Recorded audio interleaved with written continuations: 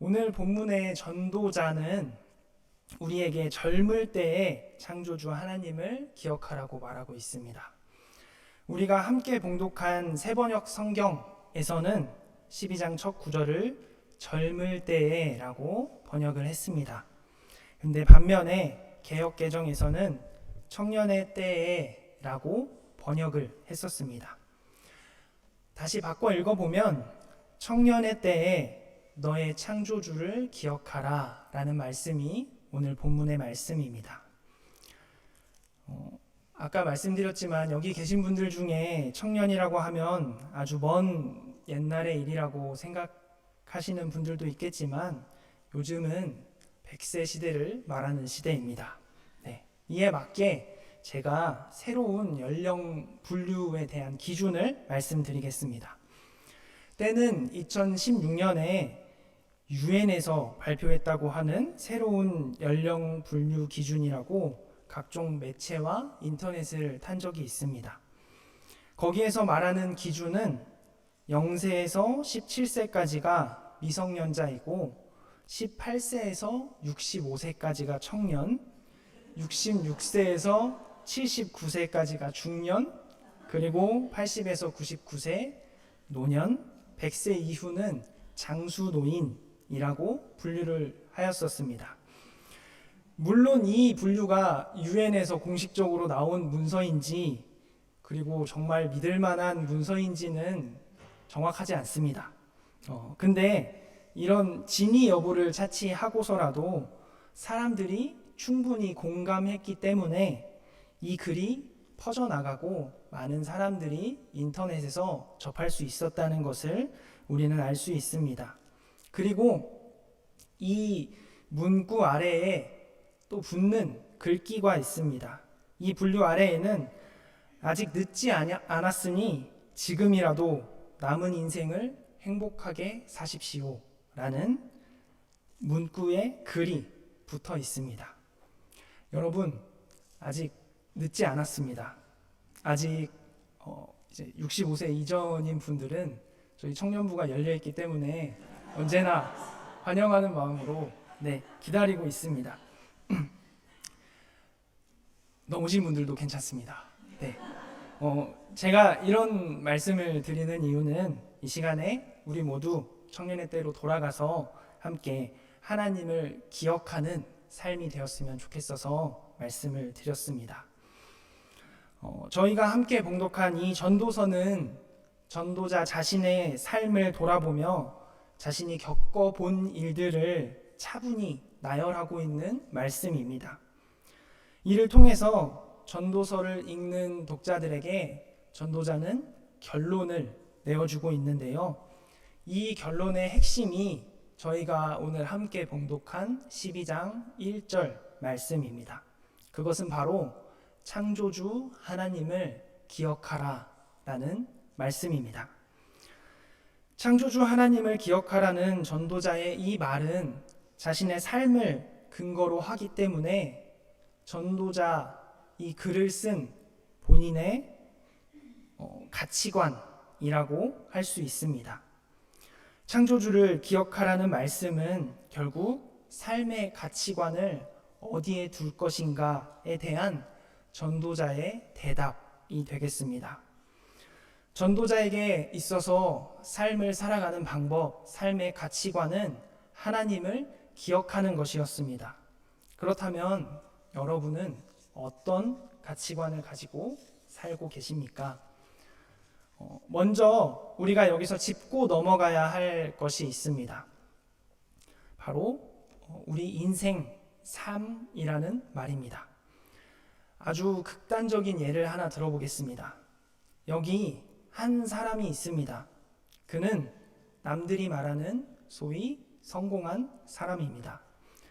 남부럽지 않은 직장을 가지고 있고 남들이 보기에 누리면서 삶을 살고 있기 때문입니다.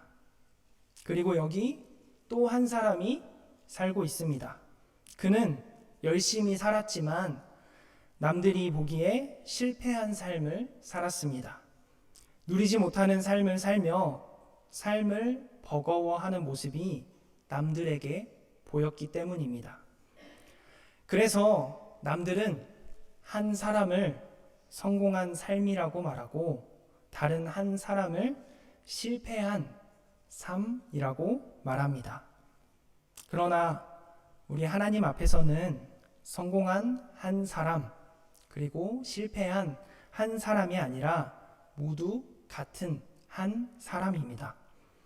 우리는 내가 아닌 남에 대해서 이야기할 때 너무나 쉽게 성공과 실패라는 두 가지의 이분법적인 사고로 판단할 때가 많이 있습니다. 특히 지금의 시대는 이런 현상들을 부추기고 있습니다.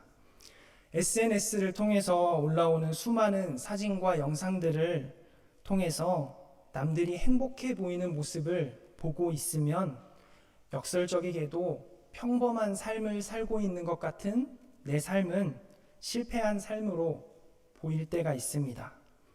남의 삶을 성공과 실패로 바라보는 기준이 이제는 남에서 나에게로 넘어와서 내 삶에도 영향을 주고 있는 것입니다. 삶에서 실패했다는 좌절감은 우울이라는 큰 장애물이 되어서 하나님을 기억할 수 없게 만들고 걷지 못하는 사람과 같이 우리를 일어설 수 없게 만듭니다. 그러나 예수님은 우리를 일으키셔서 일어나 걸어라 라고 말씀하셨습니다. 창조주 하나님 앞에서 성공한 삶도 실패한 삶도 없습니다. 우리 모두를 사랑으로 품어주셨고 우리의 아픔을 치유하시는 분만이 있을 뿐입니다. 그렇기 때문에 하나님을 기억하며 살아가는 것은 우리 삶에서 가장 중요한 가치이자 특히 많은 변화의 시기를 살아가는 청년의 때에 가치관으로 삼아야 할 중요한 문장이자 명제입니다. 오늘도 본의 아니게 비교 속에서 하루하루를 살아가는 여러분을 하나님은 응원하십니다. 그리고 우리를 일으켜 세우시며 일어나 걸어라 라고 말씀하십니다. 이처럼 늘 삶 속에서 하나님을 기억하며 살아가는 저와 여러분이 되시기를 바랍니다. 그렇다면은 하나님을 기억하라는 이 전도자의 고백은 가치관으로서 구체적으로 우리 삶에서 어떤 의미가 있는 것인지 이 시간 세 가지 주제로 이야기해 보려 합니다. 먼저 첫 번째, 이 고백은 우리를 하나님 앞에서 겸손하도록 합니다. 하나님을 나의 창조주로 고백하는 것은 피조물로서 나를 만드신 분 앞에서 겸손히 살아가게 하는 것입니다. 피조물로서 겸손히 살아간다는 것은 언제나 하나님이 나의 창조주이심을 고백하는 것에서 출발합니다. 그리고 그 고백은 우리가 삶 속에서 하나님을 언제나 느끼며 살아갈 수 있게 해주는 것입니다. 모두 바쁜 삶을 살고 계시죠?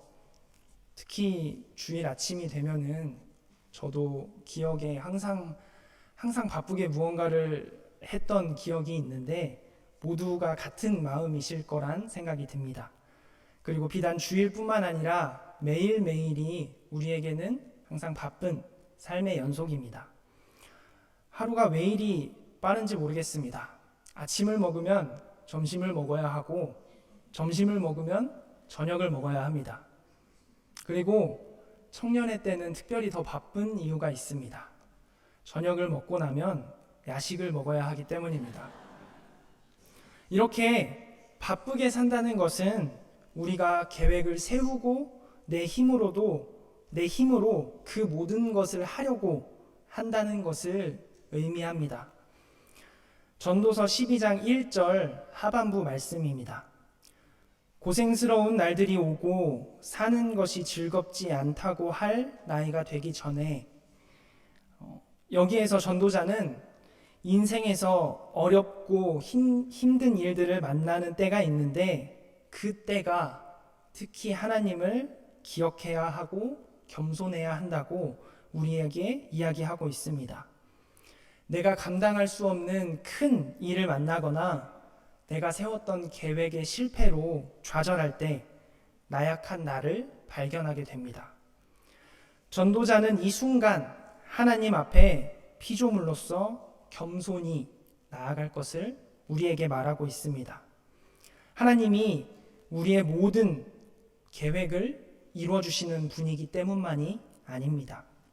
하나님은 우리의 계획을 모두 이루어주실 수 있는 분이지만 언제나 우리의 계획을 이루어주시는 분은 아닙니다.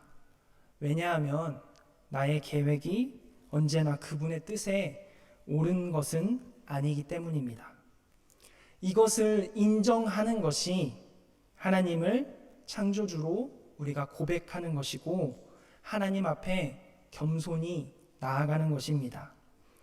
그렇다면은 우리는 이에 대해 피조물로서 겸손히 하나님의 뜻에 따를 수 있어야 합니다. 나약한 인간으로서 완벽하신 하나님 앞에 서는 것이 겸손이라면 내가 나약한 존재라고 겸손히 인정하는 것에서부터 그 자리에서 하나님이 역사하시기 시작합니다. 이것을 통해서 하나님을 내 삶 속에서 느낄 때 우리의 삶은 더욱 풍성해지고 비로소 하나님을 느끼며 사는 겸손의 삶을 우리는 누릴 수 있게 됩니다. 학개 선지자는 사람들에게 다시 성전을 쌓자고 말했습니다. 학개 선지자가 이 말씀을 선포하던 시기 이전에 16년 전에 포로 생활을 마치고 고향에 돌아온 사람들은 하나님의 성전을 쌓으려고 시도를 했습니다. 하지만 성전을 짓는 것을 방해하는 사마리아 사람들로 인해서 성전을 짓는 것을 포기하게 되었고 그들은 성전 대신에 자기의 집을, 자기의 밭을, 자기의 것을 꾸미고 가꾸기 시작했습니다. 그렇게 하나님을 기억하지 않고 바쁘게 삶을 살아가게 되었습니다. 어느 날과 같이 그렇게 바쁘게 삶을 살던 사람들에게 학개가 찾아와서 성전을 재건하자고 말씀을 선포하였습니다. 그 말씀이 다시 한번 하나님을 느끼게 하는 불씨가 되었습니다. 그래서 그들은 바쁜 삶을 멈추고 자신의 나약함을 인정하고 겸손히 하나님 앞에 나아갔습니다. 그리고 사마리아 사람들이 성전 재건을 방해해서 우리가 성전을 지을 수 없었어라고 탐만하던 것에서 벗어나서 일과 생각을 멈추고 비로소 하나님을 생각하게 되었습니다. 그렇게 하나님의 성전은 다시 지어지게 된 것입니다. 우리가 바쁘게 살아가다 보면 때로는 하나님을 느끼지 못하면서 살아갈 때가 있습니다. 그러다 보면 우리 삶의 희망을 잃고 주저앉아 일어날 수 없는 상황을 우리는 맞이하게 됩니다. 그러나 창조주로서 나를 만드신 분이 언제나 나와 함께 하신다는 이 믿음의 고백이 우리를 겸손하게 만들 뿐만 아니라 우리가 삶을 살아가게 하는 원동력이 되어집니다. 비록 우리가 모이기에 먼 거리이지만 오늘도 하나님을 사모하는 마음으로 이 자리에 나와 계신 분들과 예배를 드리기 위해 바쁜 일상을 멈춰두고 자리에 앉아 영상으로 예배를 드리고 계신 화면 너머의 분들과 그리고 우리가 처한 여러 상황들 가운데서도 늘 하나님을 느끼며 살아가기 위해 겸손히 고백하는 모든 분들에게 하나님의 동일한 은혜를 부어주실 줄로 믿습니다. 두 번째는 하나님을 기억하라는 이 고백은 우리 삶에 희망을 줍니다. 전도서 12장 2절의 전반부 말씀입니다. 해와 빛과 달과 별들이 어두워지기 전에 먹구름이 곧 비를 몰고 오기 전에 여기에서 해, 달, 별 이것은 모두 빛을 의미하고 밝은 희망을 나타냅니다. 그러나 전도자는 때로는 우리 삶에 먹구름이 드리워서 어두워지기도 한다고 오늘 본문을 통해서 말하고 있습니다. 우리가 천국을 꿈꾸는 것은 고된 삶 속에서 희망을 품는 것입니다. 예수님께서 십자가에 달려 돌아가심으로 제자들은 먹구름이 드리워지는 어두움을 경험했지만 예수님은 다시 살아나셔서 어둠을 이기는 빛이자 희망이 되어 주셨습니다. 그리고 제자들은 그 희망을 붙잡고 유대교로부터의 핍박과 로마로부터의 압제에서 이겨내고 마침내 초대교회를 세우게 되었습니다. 이처럼 희망은 우리의 삶을 살아가게 하는 힘이 되어집니다. 제자들이 힘들고 어려운 순간에도 포기하지 않을 수 있었던 것은 예수님이 죽음을 이기시고 부활하셨기 때문입니다. 십자가에서 가진 고난과 순환을 당하셨지만 그것을 모두 이기시고 부활하셔서 모든 이들의 희망이 되셨기 때문입니다. 제자들은 이것을 기억하면서 사역했습니다. 이처럼 하나님을 기억하며 사는 삶은 우리에게 희망이 됩니다. 우리 삶 속에서 먹구름이 드리워지는 시기가 찾아오지만 그것은 언젠가 지나갈 것입니다. 삶이란 기쁨이 있으면 슬픔도 있고 좋은 일이 있으면 힘든 일도 있기 때문입니다. 이 모든 것들을 우린 인생이라고 부르며 모두 다 알고 있다고 착각하지만 삶에 희망이 없으면 슬픔 뒤에 찾아올 기쁨이 보이지 않게 됩니다. 모세가 이스라엘 백성들을 애굽에서 데리고 나올 때 그들을 가로막았던 것은 홍해라는 아주 큰 절망이었습니다. 애굽이라는 절망에서 벗어나와서 기뻐했던 것도 잠시, 홍해라는 또 다른 절망 앞에 섰을 때 이스라엘 백성들은 좌절하고 더 이상 희망을 볼 수 없었습니다. 그래서 모세에게 따지고 하나님께 따져 물었습니다. 그러나 하나님은 절망 가운데 있는 그들에게 희망이 되어 주셨습니다. 모세가 하나님의 말씀대로 지팡이를 내밀자 홍해 바다는 갈라지고 절망의 바다는 희망의 바다, 희망이 되었습니다.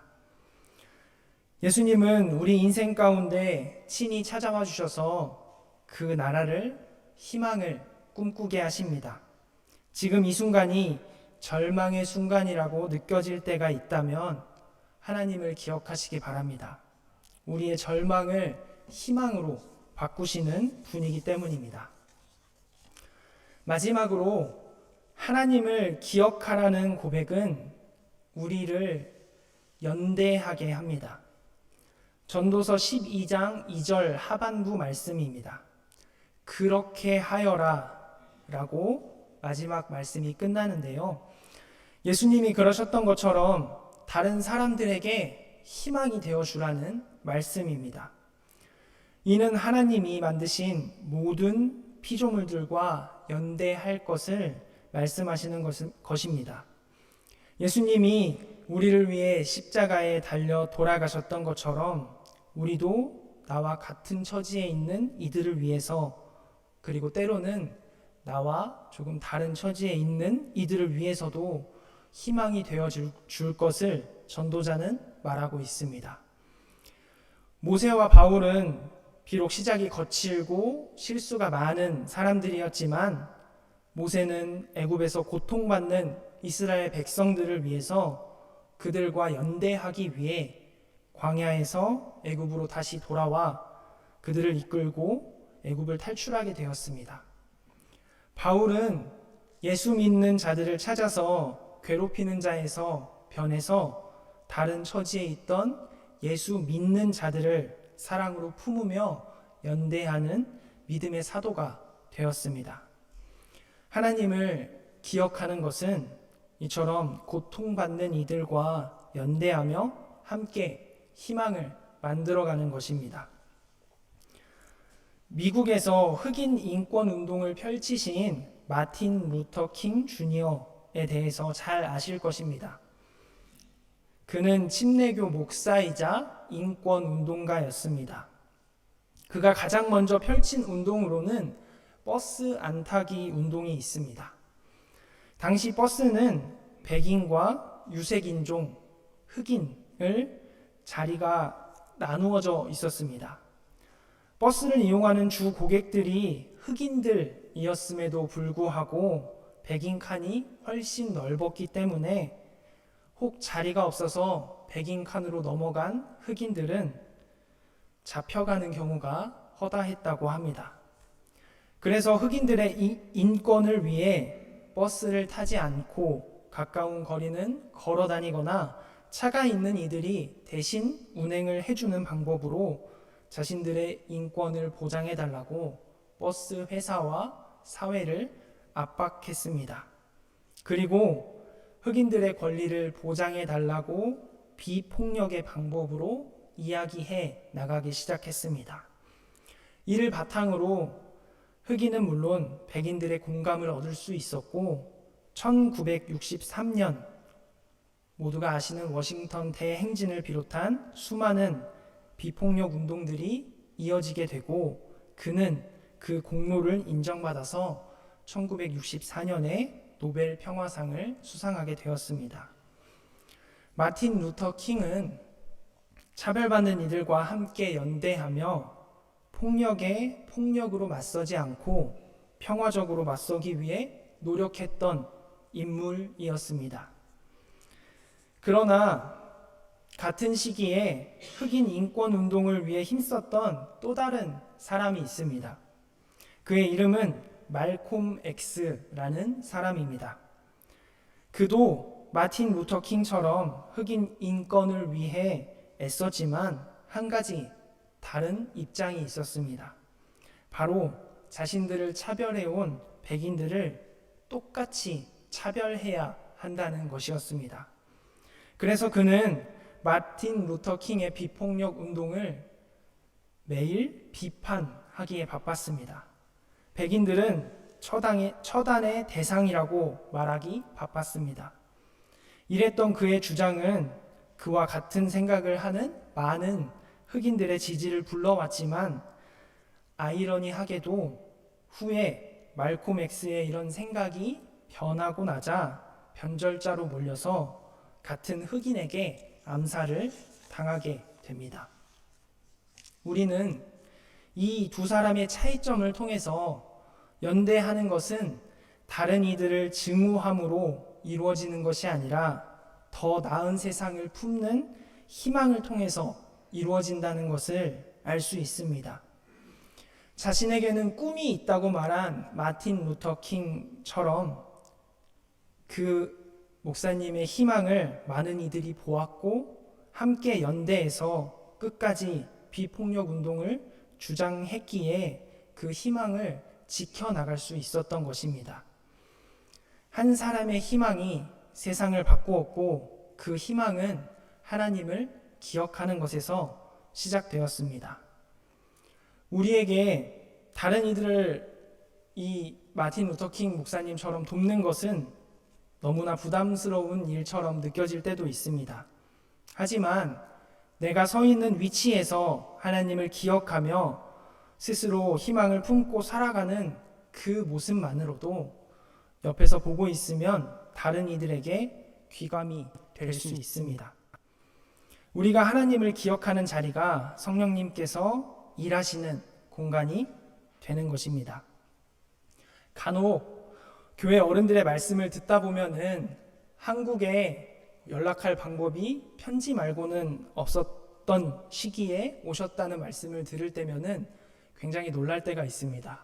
그리고 전화할 수 있는 것만으로도 감사했다는 말씀을 해주실 때면 저는 카카오톡이라는 아주 좋은 시대에 왔기 때문에 상상이 안 될 때가 있습니다. 그런데 이렇게 많은 정보가 있음에도 이렇게 힘든 타향살이이고 타국살이인데 오랜 세월 동안 이 교회를 지켜오시면서 묵묵히 이 자리에서 기도하신 모든 분들을 바라보고 있으면 눈물이 난다던 한 청년이 있었습니다. 이 자리를 지키신 많은 분들을 보고 그 청년이 힘을 얻어서 이곳에서의 삶을 살아갈 수 있었습니다. 때론 이렇게 희망을 품고 있는 모습만을 보고 있어도 우리는 하나님을 경험하고 느낄 수 있습니다. 그것이 연대의 힘이고 하나님께서 일하시는 방식입니다. 오늘도 나에게 주어진 자리에서 하나님을 기억하며 하나님이 주신 희망을 붙잡고 살아가기 위해 노력하는 여러분들 가운데 하나님의 위로와 평안이 함께 하시기를 바랍니다. 말씀을 정리하려고 합니다. 우리는 모두 하나님을 기억하는 자들입니다. 이를 통해서 겸손히 창조주 하나님을 인정하고 예수님이 보여주신 희망을 품고 성령님의 일하심을 닮아 함께 연대하여 희망을 나누는 삶을 살아가기 위해 노력하는 자들입니다. 우리는 모두 하나님을 기억하는 자들입니다. 그래서 행복한 하나님의 자녀입니다. 이 모든 믿음의 고백이 우리 모두 삶의 가치관이 되어서 하나님을 늘 기억하며 살아갈 수 있는, 그리고 이를 통해서 행복과 위로와 평안을 누릴 수 있는 저희 모두가 되었으면 좋겠습니다. 함께 기도하시겠습니다.